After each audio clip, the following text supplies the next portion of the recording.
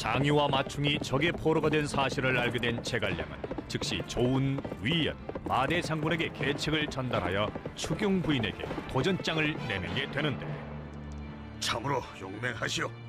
순식간에 촉군 장수 도를 생포하다니 정말이지 대단하시오. 대왕의 덕입니다.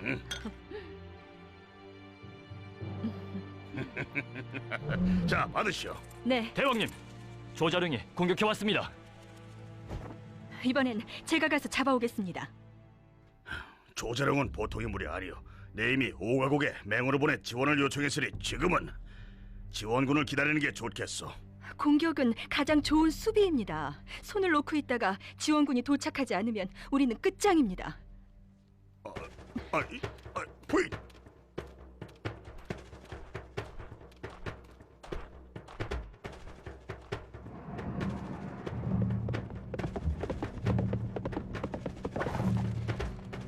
나이도 지긋하신 분이 어째서 죽지 못해 안달이 난 것이오?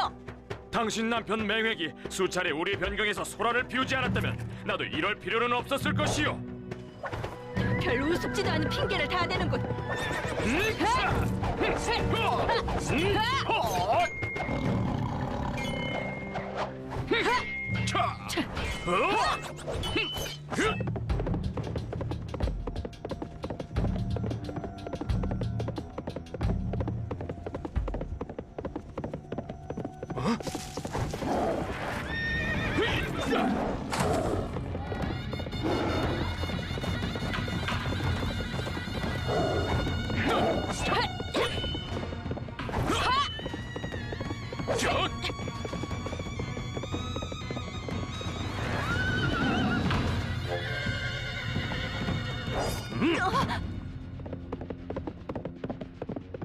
더 가면 안 돼!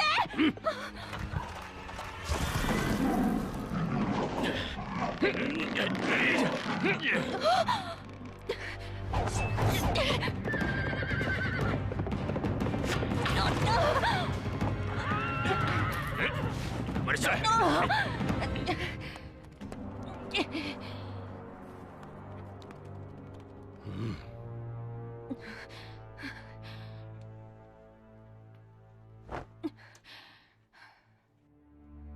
어서 부인을 풀어드려라.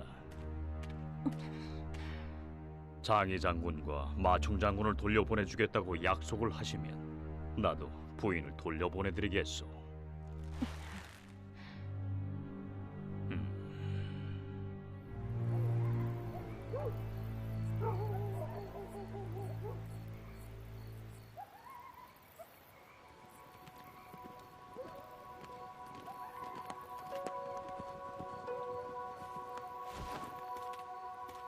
부인, 대왕,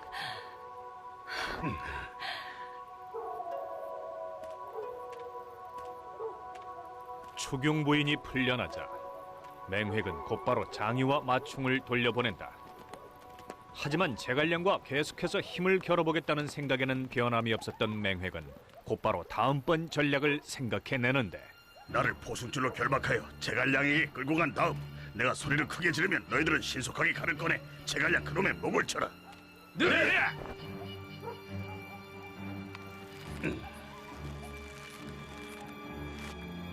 대왕, 이제 그만 항복하시죠. 제갈량은 대왕의 계략을 눈치챌 겁니다.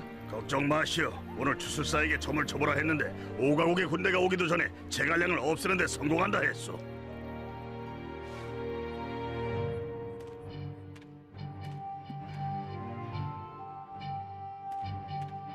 승상, 무슨 일인가? 맹획의 부하들이 맹획을 잡아왔습니다. 저들은 승상께서 추경 부인을 놓아준 일에 크게 감동해 맹획에게 더 이상 승상과 맞서지 말자고 권유했다고 합니다. 맹획이 충고를 받아들이지 않자 부하들이 반란을 일으켜 맹획을 잡아온 모양입니다.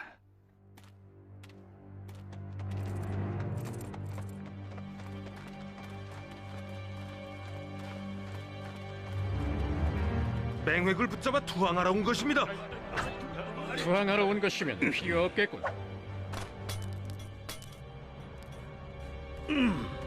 맹획 대왕, 이런 하찮은 수법으로 날 속일 수 있을 거라 생각하오. 두 차례에 걸쳐 조건 없이 대왕을 믿어주었더니 내가 그리 쉽게 걸려들 거라 생각했소? 아직도 승복하지 못하는 게요?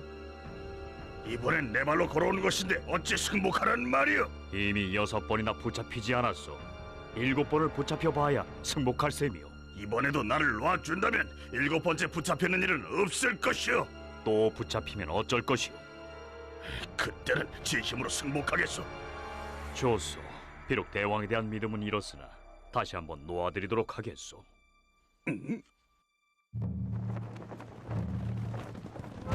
본거지로 돌아간 맹획은 오과국의 도움을 받는다. 오과국의 국왕 올돌걸과 산만에 달하는 등갑군의 지원을 받은 맹획은 다시 한번 제갈량에게 도전장을 던진다.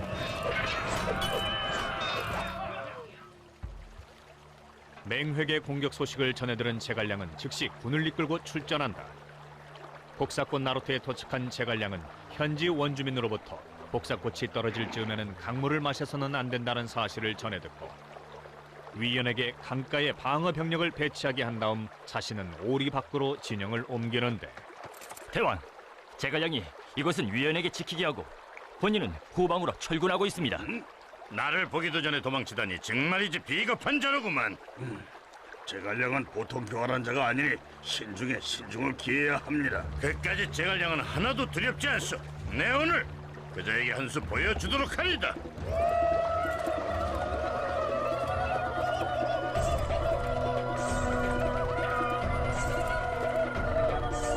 발을 쏘라!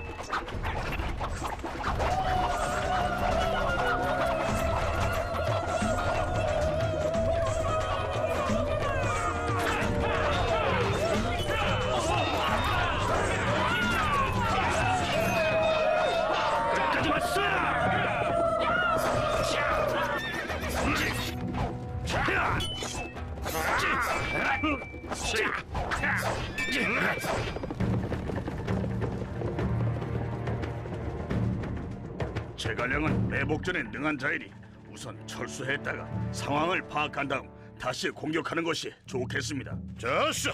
징을 올리고 철수하라!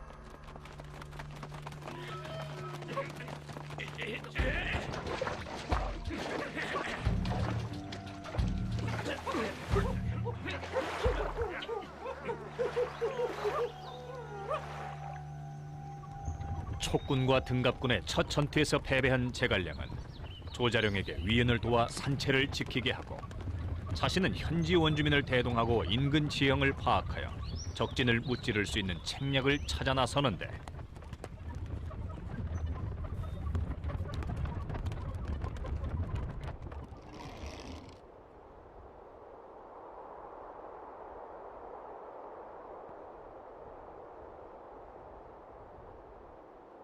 이보게, 이 골짜기의 이름은 무엇인가? 반사곡이라 합니다. 왜 그러십니까? 아무래도 내가 원하지 않는 일을 해야 하게 될지도 모르겠구려. 위은은 산채로 돌아간 제갈량의 명에 따라 등갑군과 15번에 걸쳐 싸우고 고의로 패전한 후 백기가 꽂힌 곳으로 철수한다.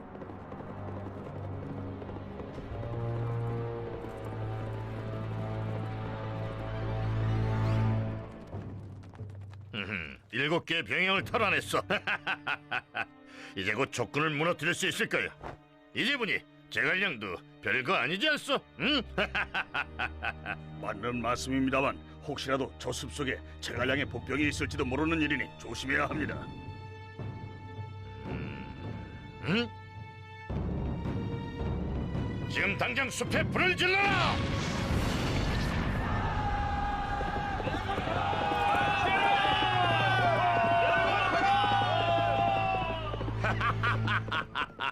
제갈량의 계력도 별거 아니로군. 이제 한 번만 더 타격을 주면 완승을 거둘 수 있을 것이오.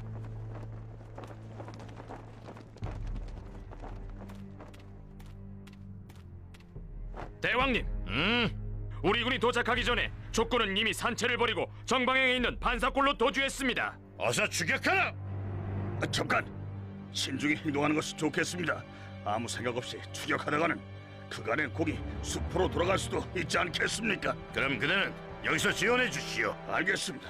허나 숲속의 깊은 곳에 제갈량의 매복이 있을 수도 있으니 각별히 유의하셔야 할 것입니다. 알겠어. 숲이 우거진 곳은 내 각별히 조심하도록 하리다.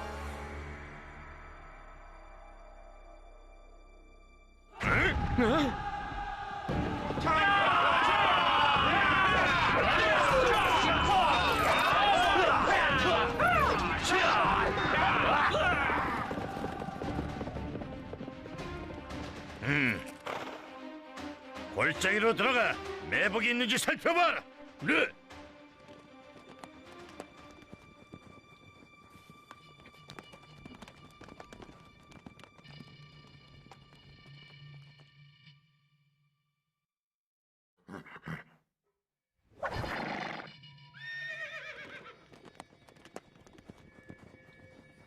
국왕님, 여긴 풀도 자라지 않는 황량한 곳이니 매복이 있을 리 없습니다. 촉군이 버리고 달아난 군량 수레만 남아 있습니다. 이 골짜기가 촉군의 양도임이 틀림없으니 계속 추격하다 보면 제갈량을 생포할 수 있을 것이다.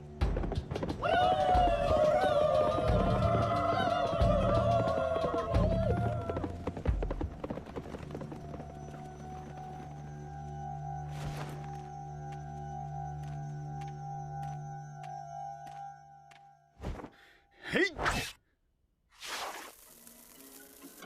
술에 실린 것이 군량이 아닙니다. 큰일이다. 철수하라!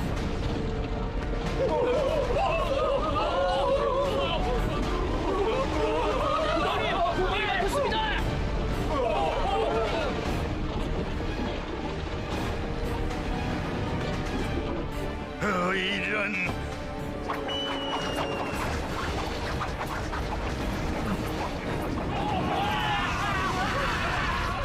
올돌굴의 등갑군을 전멸시킨 제갈량은 과거에 이미 투항한 남만의 병사들을 맹획에게 보내 올돌굴이 반삭굴에서 제갈량을 생포했다며 지원을 요청하게 하고, 거짓 소식을 전해들은 맹획은 지원군을 이끌고 반삭굴에 도착하는데,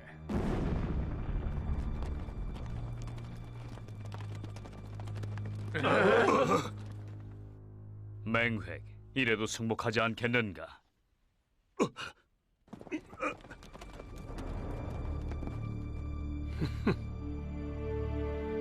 돌파하라!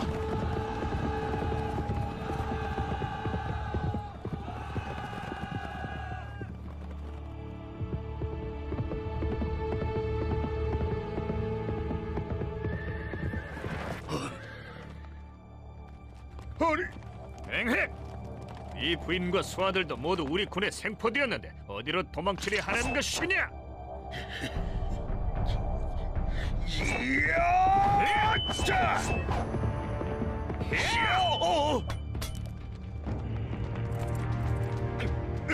내려와!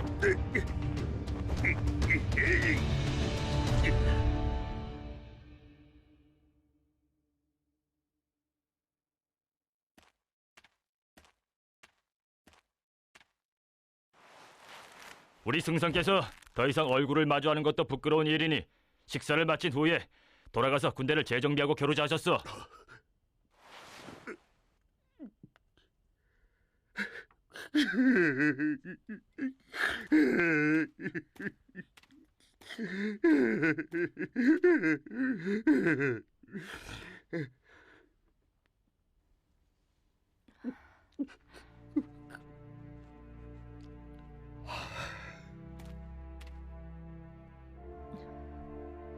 저더러 대왕을 모셔가라 하더군요.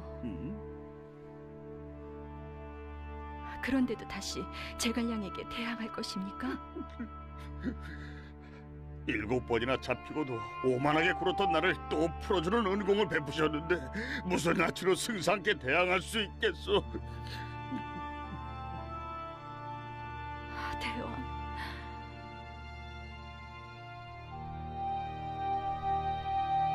이제야 깨달으셨군요. 내가 조사해본 결과 오가군의 등갑은 수년간 중위에 담가서 만든 것이라 창칼이 뚫지 못하는 것이었소. 어쩔 수 없이 화공을 쓰긴 했지만 그리하지 않았다면 등갑군을 무찌를 수 없었을 것이오. 승상, 맹획이 왔습니다.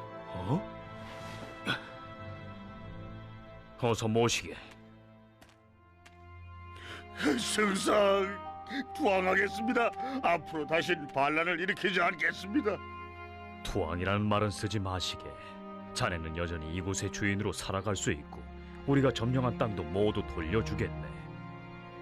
다만 바람이 하나 있다면 나는 앞으로 우리가 친형제처럼 화목하게 지낼 수 있으면 좋겠네.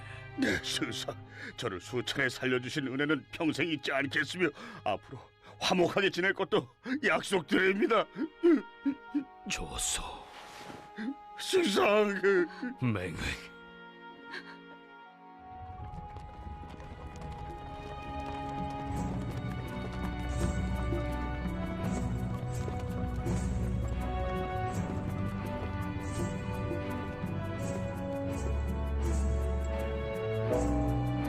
제갈량이 성도로 돌아간 지 얼마 되지 않아 7년을 집권한 위문제 조비는 서기 226년에 향년 40세로 낙양에서 서거하게 되고 그의 아들 조예가 그 뒤를 잇는다. 이때 표기 대장군직을 맡고 있던 사마의는 위나라의 최전방에 속하지만 방어력이 약한 옹주와 양주의 부임을 자청하고 조예의 허락을 받은 후 두 아들을 데리고 부임지로 향한다.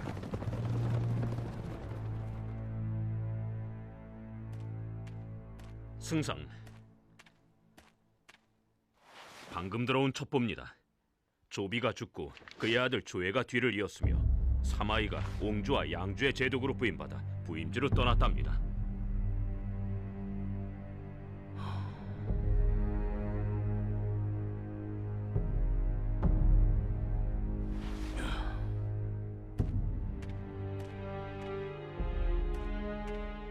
어린 조에는 염려되지 않으나 치력이 뛰어난 사마이가 옹주와 양주의 군대를 훈련시킨다면 큰 우환이 될 것이다.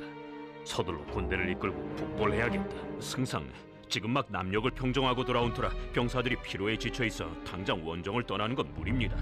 제게 사마이를 상대할 수 있는 계략이 있사온데. 무슨 계략인가?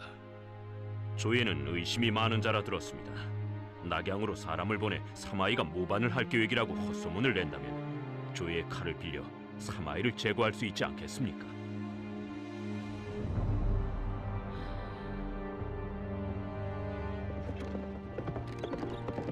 마속의 계책은 즉시 효력을 발휘했다. 사마이가 모반을 꾀한다는 소문을 들은 조예는 사마이의 관직을 박탈해 고향으로 내쫓고 조휴를 옹주와 양주의 도독으로 임명한다. 승상, 좋은 소식이 있느냐?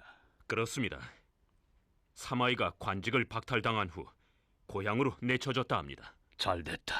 사마이가 군대를 장악하게 돼서 중원을 북벌하려던 내 꿈이 날아가나 했는데 이제야 폐하께 상소를 올려 북벌을 주청드려야겠구나. 신은 본디 미천한 백성의 신분으로 남양에서 논밭이나 갈며 난세에 구작의 목숨을 부지하고자 했을 뿐 제후를 찾아 출세를 구하지는 않았습니다.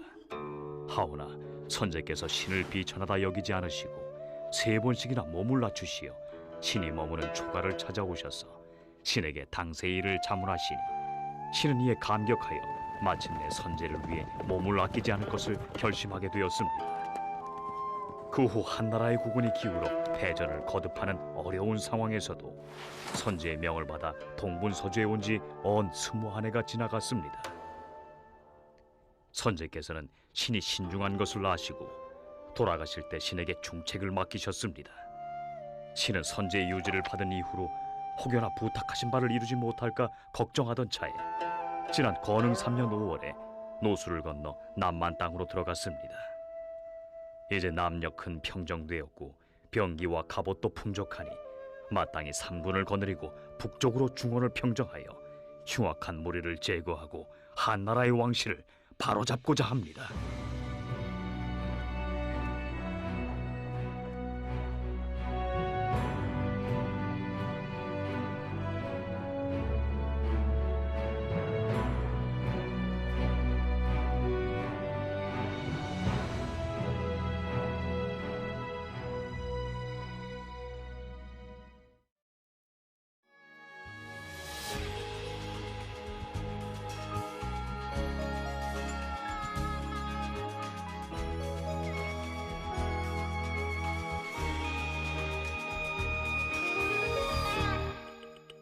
귓가를 스치며 세차게 부는 바람 허공이